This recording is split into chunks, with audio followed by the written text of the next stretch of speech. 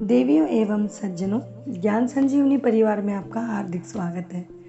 तो आज मैं आपको सुनाती हूँ सोमवार व्रत कथा, जो नित्य सोमवार या साधारण प्रति सोमवार करते हैं उसकी कथा। तो श्री गणेश जी का नाम लेकर शिव पार्वती जी का ध्यान करते हुए भाव के साथ सोमवार व्रत कथा। एक बहुत धनवान साहूकार था, जिसके घर धन आदि किसी प्रकार की कमी नहीं थी, परंतु उसको एक दुख था कि उसके कोई पुत्र नहीं था। वह इसी चिंता में रात दिन रहता था। वह पुत्र की कामना के लिए प्रति सोमवार को शिव जी का व्रत और पूजन किया करता था तथा सायंकाल को शिव मंदिर में जाकर शिव जी के श्री विग्रह के सामने दीपक जलाया करता था। उसके इस भक्ति भाव को देखकर एक समय श्री पार्वती जी ने शिव जी महाराज से कहा कि महाराज, यह साहूकार आपका अनन्य भक्त है और सदैव आपका व्रत और पूजन बड़ी श्रद्धा से करता है। इसकी मनोकामना पूर्ण करनी चाहिए। शिव जी ने कहा, हे पार्वती, यह संसार कर्म क्षेत्र है। जैसा किसान खेत में बीज बोता है वैसा ही फल काटता है, उसी तरह इस संसार में प्राणी जैसा कर्म करते हैं वैसा ही फल भोगते हैं। पार्वती जी ने अत्यंत आग्रह से कहा, महाराज, जब ये आपका भक्त है और इसको अगर किसी प्रकार का दुख है तो उसको अवश्य दूर करना चाहिए, क्योंकि आप सदैव अपने भक्तों पर दयालु होते हैं और उनके दुखों को दूर करते हैं। यदि आप ऐसा नहीं करेंगे तो मनुष्य आपकी सेवा और व्रत क्यों करेंगे।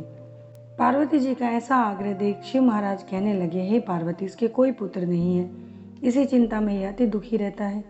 इसके भाग्य में पुत्र न होने पर भी मैं इसको पुत्र प्राप्ति का वर देता हूँ, परंतु यह पुत्र केवल 12 वर्ष तक जीवित रहेगा। इसके पश्चात वह मृत्यु को प्राप्त हो जाएगा। इससे अधिक मैं और कुछ इसके लिए नहीं कर सकता। यह सब बातें साहूकार सुन रहा था। इससे उसको न कुछ प्रसन्नता हुई और न कुछ दुख हुआ। वह पहले जैसे ही शिव महाराज का व्रत और पूजन करता रहा। कुछ काल व्यतीत हो जाने पर साहूकार की स्त्री गर्भवती हुई और 10वें महीने उसके गर्भ से अति सुंदर पुत्र की प्राप्ति हुई। साहूकार के घर बहुत खुशी मनाई गई, परंतु साहूकार ने उसकी केवल 12 वर्ष की आयु जान कोई अधिक प्रसन्नता प्रकट नहीं की और न किसी को यह भेद बताया। जब वह बालक 11 वर्ष का हो गया तो उस बालक की माता ने उसके पिता से विवाह आदि के लिए कहा, तो वह साहूकार कहने लगा, मैं इसका विवाह नहीं करूँगा, अपने पुत्र को काशी जी पढ़ने के लिए भेजूँगा। फिर साहूकार ने अपने साले अर्थात बालक के मामा को बुलाकर उसको बहुत सा धन देकर कहा, तुम इस बालक को काशी जी पढ़ने के लिए ले जाओ। रास्ते में जिस स्थान पर भी जाओ, यज्ञ करते और ब्राह्मणों को भोजन कराते जाओ। वह दोनों मामा भांजे यज्ञ करते और ब्राह्मणों को भोजन कराते जा रहे थे। रास्ते में एक शहर पड़ा। उस शहर में राजा की कन्या का विवाह था और दूसरे राजा का लड़का, जो विवाह कराने के लिए बारात लेकर आया था, वह दूल्हा एक आंख से काना था। उसके पिता इस बात की बड़ी चिंता कर रहे थे कि कहीं वर देखकर कन्या के माता पिता विवाह में किसी प्रकार की अड़चन पैदा न कर दें। और इस कारण जब उसने अति सुंदर सेठ के लड़के को देखा तो मन में विचार किया कि क्यों न दरवाजे के समय इस लड़के से वर का काम चलाया जाए। ऐसा विचार कर वर के पिता ने उस लड़के और मामा से बात की। वे उनकी मदद के लिए राजी हो गए। फिर उस लड़के को वर के कपड़े पहना, घोड़ी पर चढ़ा, दरवाजे तक ले गए। सब कार्य प्रसन्नता पूर्वक पूर्ण हो गया। फिर वर के पिता ने सोचा, यदि विवाह कार्य भी इसी लड़के से करा लिया जाए तो क्या बुराई है। ऐसा विचार कर लड़के और उसके मामा से कहा, यदि आप फेरों और कन्यादान का काम भी करा दे तो आपकी बड़ी कृपा होगी। मैं इसके बदले आपको कुछ धन भी दूंगा। उन्होंने फिर से उनकी मदद करना स्वीकार कर लिया। विवाह कार्य भी बहुत अच्छी तरह से संपन्न हो गया, परंतु जिस समय लड़का जाने लगा उसने राजकुमारी के चुनरी के पल्ले पर लिख दिया कि तेरा विवाह तो मेरे साथ हुआ है, परंतु जिस राजकुमार के साथ तुमको भेजेंगे वह एक आंख से काना है। मैं काशी जी पढ़ने जा रहा हूँ।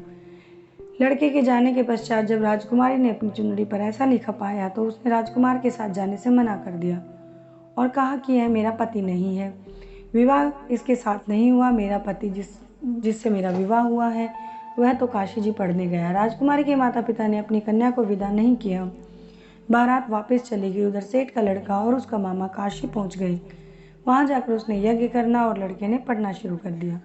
जब लड़के की आयु 12 साल की हो गई, उस दिन उन्होंने यज्ञ रच रखा था। लड़के ने अपने मामा से कहा, मामा जी, आज मेरी तबीयत कुछ ठीक नहीं है। मामा ने कहा, अंदर जाकर सो जाओ। लड़का अंदर जाकर सो गया। थोड़ी देर में उसके प्राण निकल गए। जब उसके मामा ने आकर देखा तो वह मुर्दा पड़ा था। मामा को बहुत दुख हुआ, पर उसने सोचा कि अगर अभी से मैंने रोना पीटना मचा दिया तो यज्ञ का कार्य अधूरा रह जाएगा। तो उसने जल्दी से यज्ञ का कार्य समाप्त कर ब्राह्मणों के जाने के बाद रोना पीटना आरंभ कर दिया। संयोगवश उसी समय शिव पार्वती जी उधर से जा रहे थे। जब उन्होंने जोर जोर से रोने की आवाज़ें सुनी तो पार्वती जी कहने लगी, महाराज कोई दुखिया रो रहा है, इसके कष्टों को दूर कीजिए। जब शिव पार्वती ने पास जाकर देखा तो वह वही लड़का मुर्दा पड़ा था जो सेठ जी का था। पार्वती जी कहने लगी, महाराज यह तो वही सेठ का लड़का है जो आपके वरदान से हुआ था। शिव जी कहने लगे, हे पार्वती इसकी आयु इतनी थी सो यह भोग चुका। तब पार्वती जी ने कहा, हे महाराज इस बालक को और आयु दो, नहीं तो इसके माता पिता तड़फ तड़फ कर मर जाएंगे। पार्वती जी के इस तरह बार बार आग्रह करने पर शिवजी भगवान ने उसको जीवन का वरदान दिया और शिवजी महाराज की कृपा से लड़का जीवित हो गया। शिव पार्वती जी कैलाश चले गए। वह लड़का और मामा उसी प्रकार यज्ञ करते, शिव पार्वती का गुण गाते हुए, ब्राह्मणों को भोजन कराते हुए घर की ओर चल पड़े।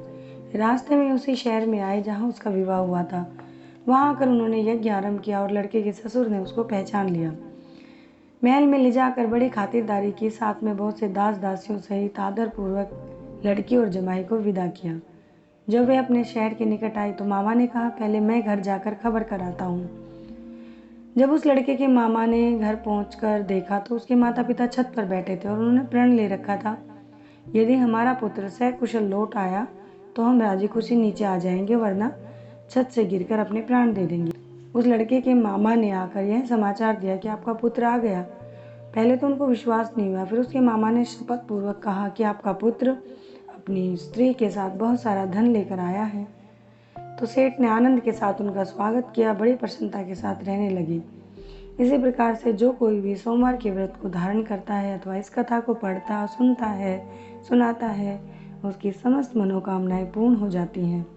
बोलिए शिव पार्वती जी की जय। ज्ञान संजीवनी परिवार की तरफ से आपका सहृदय धन्यवाद। नमस्कार।